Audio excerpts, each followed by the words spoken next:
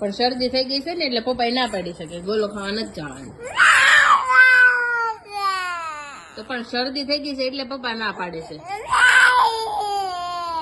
હા તે ચાહુ પપ્પાને ફોન કરજે ચાહુ આપણે હો ને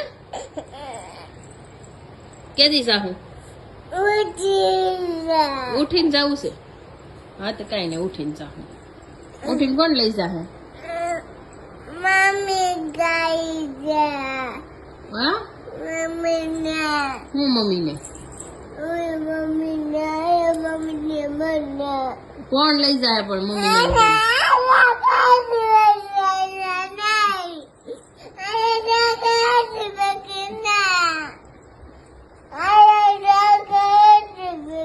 હાલો હુઈ જવું છે. હાલો ઉઠીને પછી ગોલો ખાવા જવું છે ને.